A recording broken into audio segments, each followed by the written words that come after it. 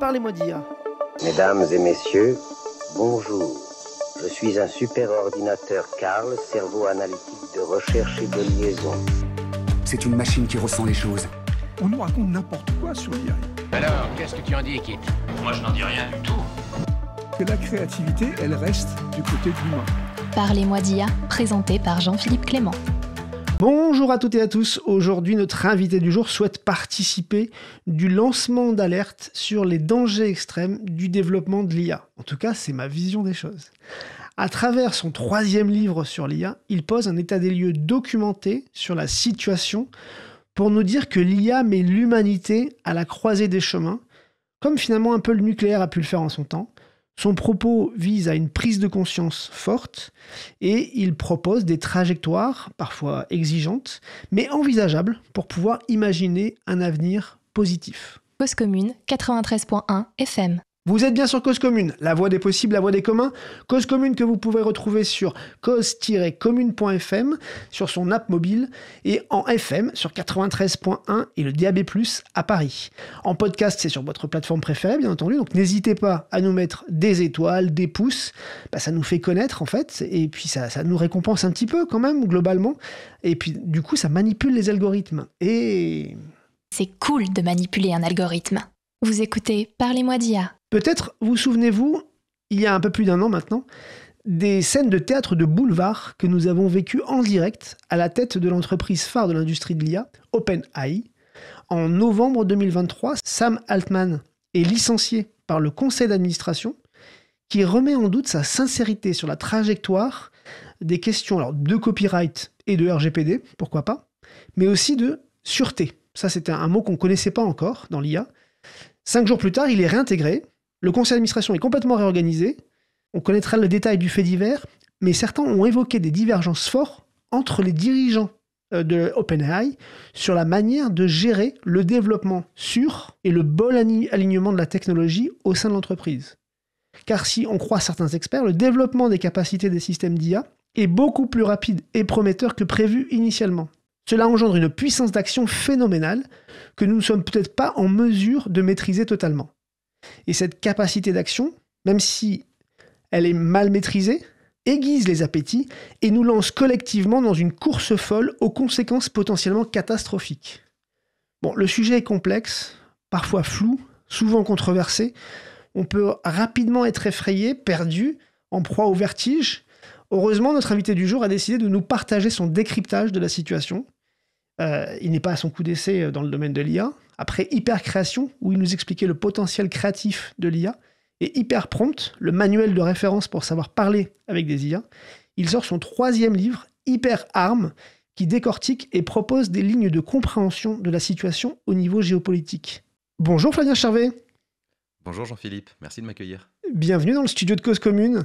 Je suis très content de vous recevoir pour ce 3e livre sur l'IA. On vous avait déjà reçu pour Hyperprompt. On avait un peu parlé d'hypercréation à l'époque aussi. Alors, parlez-moi d'IA, Flavien.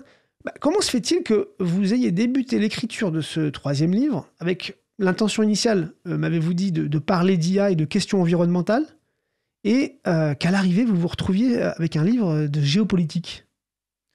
Alors déjà, la question environnementale est une question géopolitique à notre époque, mais c'est vrai que j'ai opéré un gros 360 puisque j'étais en train d'écrire même 2 manuscrits, un sur l'intelligence artificielle générale pour expliquer au grand public quelles sont les pistes de recherche et les pistes de développement qui sont en train d'être mises en œuvre pour y aller, comment on va construire une intelligence artificielle générale. Et puis à côté, un petit livre très poétique sur l'IA et l'environnement qui essaye de relier ces 2 révolutions majeures de notre décennie. Et alors, ces 2 projets, je les ai toujours, mais plus je les ai explorés, plus j'ai plongé dans les dimensions énergétiques de l'IA et les pistes de développement, en effet, d'intelligence artificielle générale, voire de super-intelligence. Et plus je me suis rendu compte qu'il y avait une urgence à montrer que tout ça était en train d'aller beaucoup plus vite que ce que le grand public croyait ou que les médias pouvaient charrier. Et puis surtout... quand j'ai commencé à avoir cette prise de conscience, j'ai lu un rapport qui a fait beaucoup de bruit, qui est arrivé en juin, un rapport qui parle justement des courbes de développement de la technologie et qui parle des conséquences géopolitiques. Et c'est un rapport qui, en le lisant, m'a beaucoup bouleversé. Il s'appelle Situational Awareness. Il a été écrit par Leopold Aschenbrenner. On va y revenir. On va y revenir sûrement. Et ça a été l'élément déclencheur. Toutes les idées qui commençaient à bouillonner face à ce rapport, elles se sont un peu mises en ordre. Et je me suis dit déjà que ce rapport était quelque chose de très dangereux s'il atteignait le grand public, qu'il fallait avoir des contre-discours. Et puis, tout de même, il m'a éveillé à une urgence encore plus forte du sujet géopolitique de l'IA. Donc c'est ça qui m'a fait plonger dans l'écriture. J'avais déjà beaucoup d'idées, donc ça a été une écriture assez heureuse. Et cette logique globale, vous nous la partagez désormais avec HyperArm. Peut-être on peut commencer peut-être par déjà bien différencier les types d'IA dont on parle. Il y a les IA en lien avec l'analyse de données, avec la prédiction, et puis il y a les IA génératives. En effet, il y a une distinction assez forte dans le type d'IA. On parle d'IA prédictive et d'IA générative. En fait, les deux apprennent sur des données, des exemples. Les IA prédictives, à partir des exemples d'entraînement, elles vont être capables d'identifier, de comprendre des nouveaux exemples qu'on leur montre. Donc, elles vont, par exemple, permettre si on leur montre beaucoup d'images de radio avec des fractures et de radio sans fracture, ensuite, on leur montre une nouvelle image, elles seront capables de dire s'il y a une fracture dessus. Et puis les IA génératives, à partir de tous les exemples d'entraînement, elles vont apprendre à générer des nouveaux exemples qui ressemblent aux exemples d'entraînement. Donc pas à reconnaître des exemples qu'on leur propose, mais à générer de toutes pièces des nouveaux exemples. Et là, c'est l'exemple évidemment de ChatGPT, de toutes les IA qui font des images, etc., qui sont la vague d'aujourd'hui. Mais la question géopolitique de l'IA concerne les deux. Ces deux systèmes d'IA sont en fait de plus en plus intégrés. Les grands modèles d'aujourd'hui sont capables de faire et du génératif et du prédictif assez souvent. Et puis, il y a une autre distinction qui est plus verticale, c'est en effet le niveau de puissance de l'IA. Donc, on est passé d'IA restreinte, qui était la révolution 2012, on va dire, à des IA plus généralistes. C'est ce qu'on appelle les modèles de fondation. On est dedans aujourd'hui. Et on va vers des IA qui seront dites générale réellement, donc avec une capacité qui ressemble à celle de l'humain, capable de réaliser tout ce qu'un humain peut réaliser, et puis encore au-dessus, aux super intelligences qui sont considérées comme étant plus intelligentes que n'importe quel humain, voire même que toute l'humanité réunie. Et ça aussi, on ne sait pas si on y arrivera, mais dans mon livre, j'en parle parce qu'il y a des pistes de développement maintenant très sérieuses pour y aller. Et donc, vous faites justement l'état des lieux, des caractéristiques actuelles des IA, alors notamment appliquées à l'armement, au niveau de puissance. Et vous décrivez justement les grandes caractéristiques de ce nouvel arsenal finalement, dont on dispose. Voilà, donc dans mon nouveau livre HyperArm, je pars de l'aspect militaire, donc je décris comment l'arsenal du monde, donc de toutes les grandes puissances, est en train de vivre une révolution extrêmement rapide du fait de l'arrivée de l'IA. En gros, on était encore, il y a quelques mois, quelques années, dans l'arsenal hérité de la guerre froide, donc un arsenal militaire fondé sur des armes lourdes, avec ce principe de dissuasion. Il faut quelques armes très pointues, très difficiles à produire et très chères. Chaque missile, c'est des coûts astronomiques. Évidemment, faire une bombe nucléaire, c'est extrêmement compliqué. On veut des chars, on veut des armes à la pointe. Bref, un armement de pointe, comme on dit. Ce type d'armement-là est en train de laisser la place à un type d'armement beaucoup plus agile, beaucoup plus rapide à produire, beaucoup plus léger, qui se matérialise grâce au numérique et notamment grâce à l'IA. Alors, les caractéristiques de ce nouvel arsenal, il y en a 3. La première, c'est que c'est un arsenal qui est, j'appelle, ubiquitaire, c'est-à-dire qu'il est capable de voir partout. Quand on a des satellites un peu partout autour de la Terre, on peut avoir énormément d'images de ce qui se passe, des images de plus en plus précises, mais pour analyser tout ce flux-là, c'est des systèmes d'intelligence artificielle qui vont être capables d'identifier, par exemple, quand il y a une base ennemie qui s'est déplacée, quand il y a une nouvelle route qui apparaît, on se dit qu'il y a peut-être une troupe qui est en train qui est en mouvement et qui prend un chemin parallèle. Quand on voit un sous-bois qui s'éclaircit, on se dit qu'il y a peut-être des troupes qui se sont installées dans ce sous-bois-là de façon discrète, etc. Et donc, ça permet de suivre le mouvement de l'ennemi, mais bien sûr, ça permet aussi de suivre le mouvement des populations. des citoyens. Et puis l'autre panoptique, il y a le panoptique du ciel, on voit tout depuis le ciel, et puis l'autre panoptique, c'est le panoptique du numérique, on voit tout depuis les réseaux, et donc des IA qui analysent toutes les images qu'il peut y avoir sur Internet, aussi des flux audio pour, par exemple, repérer la présence d'une cible ennemie sur une image qui serait passée inaperçue, ou en effet repérer des éléments intéressants dans des flux radio qui pourraient être compilés et servir de base d'information pour les militaires. Tout ça, vous nous dites que finalement, le terrain de jeu de tout ça, en ce moment, c'est l'Ukraine. C'est le conflit en Ukraine qui sert de laboratoire d'expérimentation de toutes ces nouvelles armes, finalement. Oui, tout à fait. L'Ukraine est en train d'accélérer énormément le passage à la réalité de cet arsenal. Alors, dans le conflit avec les Ouïghours, dans le conflit israélo-palestinien, on a des exemples similaires, mais c'est vrai que l'Ukraine cristallise ça de façon très, très forte. En fait, au début de la guerre en Ukraine, il y a eu une colonne de chars immense, une colonne de blindés, 64 km de cet ancien arsenal hérité de la guerre froide qui ont déferlé pour aller attaquer Kiev. Et quand ce convoi de 64 km, 64 km, c'est la plus grande force terrestre opérationnelle déployée depuis la Deuxième Guerre mondiale. On l'a vu, les images étaient impressionnantes. Voilà, quand on regarde les images satellites, ça donne des frissons. Donc les Russes y sont allés à fond.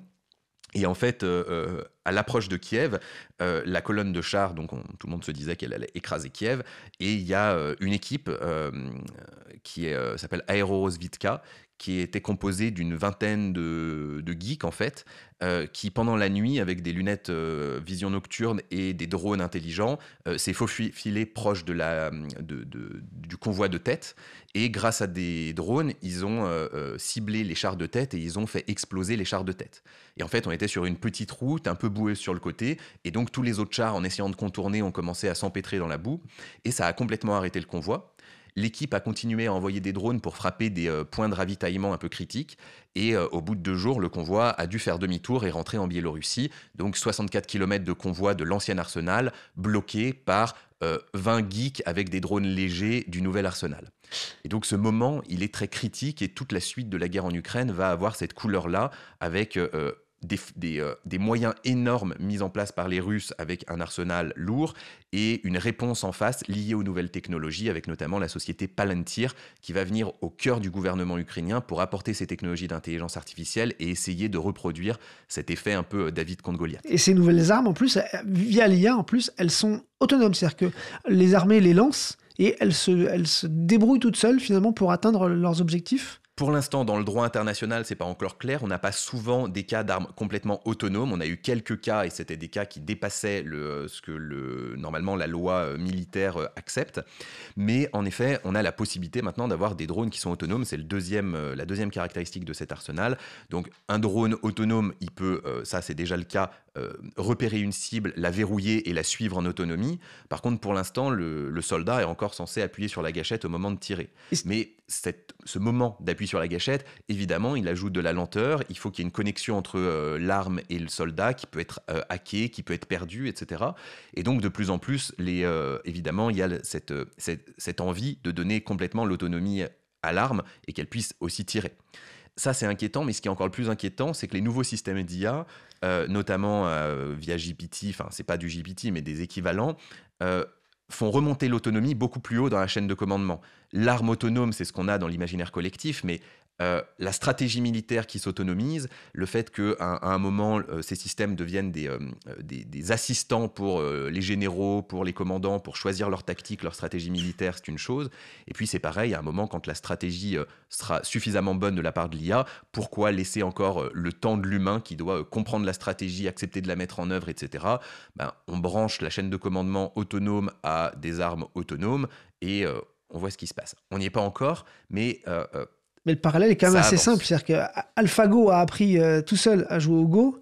On pourrait très bien imaginer que certaines IA apprennent des stratégies militaires toutes seules en fonction de ce qu'on leur montre de ce qui s'est passé avant et qu'à un moment donné, effectivement, ça devienne des grands assistants de généraux dans la stratégie. Alors, AlphaGo, c'est un bon exemple, mais on a encore plus proche. On a AlphaStar, qui est aussi DeepMind. Donc là, ça a appris à jouer à Dota 2, qui est un jeu de stratégie militaire. Très proche de la stratégie militaire classique. Quoi. En tout cas, d'une complexité qui s'en rapproche. C'est un des jeux les plus complexes au monde et l'IA écrase l'humain maintenant. Et puis l'IA aussi, en 2022, l'IA de Meta joue à Diplomatie au niveau d'un humain. Diplomatie, c'est un jeu où il faut parler en langage naturel à d'autres humains pour essayer de créer des alliances internationales pour battre d'autres pays. On voit bien comment ça fonctionne, mais vous pensez que les généraux, ils vont accepter ces assistants qui vont peut-être être meilleurs qu'eux au bout d'un moment? Alors, évidemment que non, mais si par exemple, on est dans une logique de guerre, si un des pays, pour gagner un avantage stratégique, commence à donner la main à l'IA et que ça marche, le pays d'en face va être obligé de réagir en donnant la main à l'IA parce que ça ira trop vite. Ça pose quand même un problème. Alors là, on vient sur des notions un peu fondamentales liées à l'IA. Vous revenez sur la notion de convergence instrumentale, cette idée qu'en fait, effectivement, on fixe à l'IA un but ultime et que sur le chemin, pour y arriver, elle va prendre des buts instrumentaux, des buts intermédiaires. Alors le but ultime, lui, il a peut-être les bonnes notions, il a peut-être les bonnes finalités, il est bien comme il faut, mais par contre, potentiellement les buts instrumentaux, les buts intermédiaires, qui en plus peuvent être créés de manière autonome par l'IA, lui, il va peut-être avoir des effets nocifs globalement. C'est ça, c'est ce que je montre dans Hyperarme, en fait. Contrairement, par exemple, à une bombe nucléaire, on aime bien faire le rapprochement avec le nucléaire, mais le nucléaire, c'est presque une arme propre. On sait qui on vise et on sait quel va être l'effet. On est capable de mesurer dans l'espace et dans le temps ce qu'on va produire comme effet. Alors, il peut y avoir un retour de bâton, l'autre nous envoie une bombe aussi, mais on sait ce qu'on fait quand on utilise une bombe nucléaire. Avec un système d'IA, il y a un problème qui... Alors, tu parles de convergence instrumentale, c'est le nom technique, mais le nom un peu plus simple, c'est le problème de l'alignement. En effet, le fait que quand une arme devient autonome, pour atteindre l'objectif qu'on lui a donné, elle puisse... maximiser des objectifs intermédiaires qui sont extrêmement dangereux. Donc si on dit à l'IA tu dois gagner de l'argent, peut-être qu'elle va se dire je vais tuer certains humains pour leur piquer leur pognon. J'exagère un petit peu, mais c'est un peu l'idée. Si tu n'as pas de cadre éthique ou moral bien implanté, tu peux prendre ça comme une stratégie qui est fonctionnelle pour atteindre ton objectif. Ça recoupe l'idée du philosophe suédois Nick Bostrom avec son maximiseur de trombone, en fait. Tout à fait, c'est l'expérience de pensée. On demande à l'IA de maximiser notre usine de trombone pour qu'elle fasse le plus de trombone possible. Et très rapidement, le système d'IA, une fois qu'il a tout bien optimisé, qu'il a racheté toutes les usines de trombone du pays, qu'il a pris le pouvoir du monde pour faire des trombones de partout dans le monde et qu'il a transformé toute la planète Terre en usine de trombone, il commence à se dire j'ai besoin de plus d'atomes, les humains sont faits d'atomes, ça tombe bien, et on se retrouve dans un avenir où il y a beaucoup plus de trombones mais beaucoup moins d'humains. Et il l'a fait, c'est pas Terminator où il est malveillant. Au contraire, le système est bienveillant, il veut, par excès de zèle, il va détruire l'humanité pour atteindre son objectif. C'est un gentil maximisateur de trombone. Mais alors ça c'est une expérience de pensée un peu poussive, hein. Oui. Mais dans le cas de l'armement, ça pose une question. Si on a des systèmes d'IA liés à l'armement et qu'on n'arrive pas à les aligner correctement, bon, déjà, on peut se demander est-ce qu'on veut de l'IA à ce niveau-là, au niveau militaire, est-ce que c'est pas très dangereux en soi.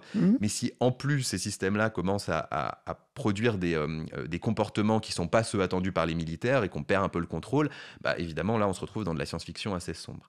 Mais c'est aussi une bonne nouvelle parce que vous avez des bonnes nouvelles. Mais bien sûr, ce livre représente, il montre les risques existentiels parce qu'il faut prendre le taureau par les cornes, mais il présente quels sont les espoirs existentiels. Oui, il est un peu, alors on peut le dire, il est un peu angoissant ce livre, mais vous avez beaucoup de pistes positives. Le constat au niveau militaire est un peu angoissant, mais il est là, c'est pas moi qui l'invente, je parle de choses uniquement très factuelles. Par contre, après mes présentations de scénarios potentiels géopolitiques, en fait, j'amène, j'espère, le lecteur sur quelque chose de beaucoup plus, qui porte beaucoup plus d'espoir. Oui. Et la question de l'alignement fait partie de cet espoir, parce que ces systèmes sont très difficiles à aligner. Il est probable qu'on ne classe pas du tout l'IA dans la catégorie des armes nucléaires, qu'on ne la traite pas de la même façon, mais qu'on la traite beaucoup plus comme on a traité les armes biologiques.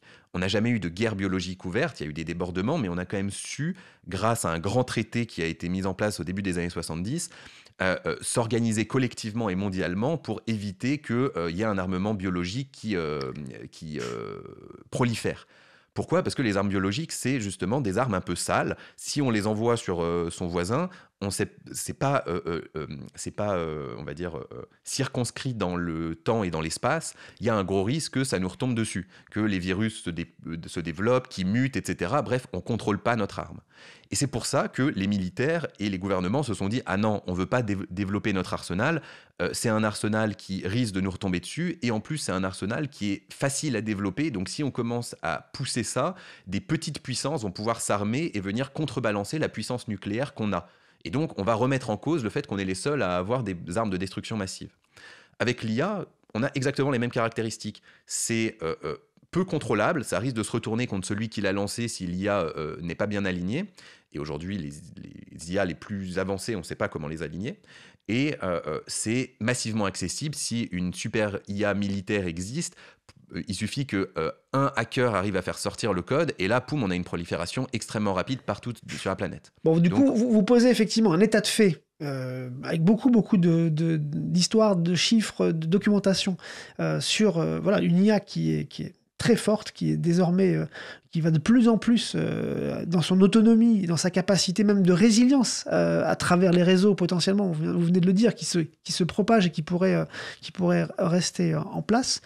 Et puis, du coup, il y a ce fameux rapport donc, que vous avez évoqué, Léopold Aschenbrenner, Situational Awareness, connaissance de la situation. En fait, il lance une première alerte.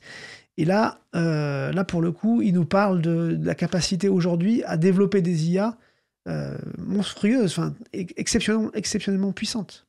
En fait, donc, il y a 2 parties dans ce rapport. La première partie, elle présente le scénario de développement technologique tel qu'il est perçu par tous les investisseurs, par la Silicon Valley, etc., qui est un scénario très radical qui nous dit, en fait, on a des lois de croissance, des lois d'échelle. Quand on regarde les 15 dernières années, on est capable de tracer une courbe de comment les systèmes d'IA évoluent dans le temps. Et si on continue, si on rajoute des points, on continue à tracer la courbe, on peut s'attendre à des systèmes d'intelligence artificielle générale autour de 2027-2028 maximum, et on peut s'attendre à des super-intelligences d'ici 2030. Alors c'est quoi une super-intelligence ? Donc comme je disais, c'est un système d'IA qui est plus intelligent que toute l'humanité réunie, plus ou moins, même si on n'a pas vraiment de critères pour le définir, parce qu'à ce niveau-là, on ne sait plus vraiment de quoi on parle. Donc c'est plus une intuition qu'un concept. Autant l'intelligence artificielle générale, on peut le définir de façon assez pragmatique comme un système qui est capable de réaliser toutes les tâches cognitives qu'un humain peut réaliser. Autant la super-intelligence a un concept flou qui est plutôt de dire c'est ce qui se passe après. D'accord, ok. Parce que vu que c'est plus intelligent que nous, on ne sait pas exactement comment en parler. D'accord. Et on ne sait même pas vraiment si ça va arriver. Même sur l'AGI, donc sur l'intelligence artificielle générale, vous avez un double concept qui est malin du coup, parce qu'effectivement ça évite un peu les débats stériles. Vous dites il y a l'AGI philosophique, effectivement on ne sait pas trop le définir, c'est un peu global, on ne sait pas trop où ça commence, où ça s'arrête, et puis l'AGI opérationnelle, ça fait des actions, et tout simplement ça fait des actions de manière plus efficace que les experts de chacun des domaines, quoi. C'est ça, le terme intelligence artificielle générale, il a été très décrié parce qu'il donne l'impression que c'est de l'intelligence humaine. Et le terme intelligence, on a beaucoup de mal à le définir, donc il y a un débat philosophique si on se lance là-dessus. L'intelligence artificielle générale définie de façon pragmatique, des fois on dit l'intelligence artificielle à usage général pour mettre l'accent sur l'usage et pas sur l'intelligence.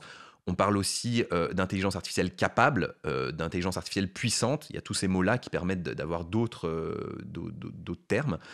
Et c'est là beaucoup plus pragmatique. Peu importe que ça fonctionne comme un humain, peu importe qu'on puisse dire que c'est vraiment intelligent, le fait est que c'est capable de réaliser tout ce qu'un humain peut réaliser. Ça a les mêmes compétences, si ce n'est l'intelligence, qu'un être humain.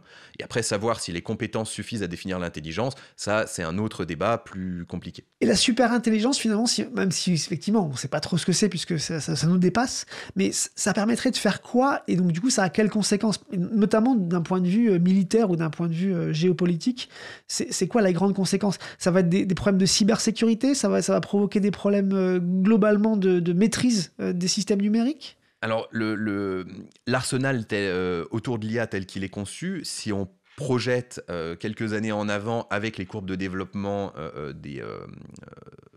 qui sont proposées par l'écosystème de l'intelligence artificielle, on se retrouve en effet avec un arsenal qui commence à être capable de hacker à peu près n'importe quelle infrastructure critique. Je pense que ça sera la première chose que le grand public va voir. On va avoir ce qu'on appelle un warning shot, donc un premier coup où un système d'IA va permettre à une cellule terroriste de hacker quelque chose de façon très efficace, et ça va réveiller un peu le monde sur le fait qu'il y a un enjeu militaire très fort.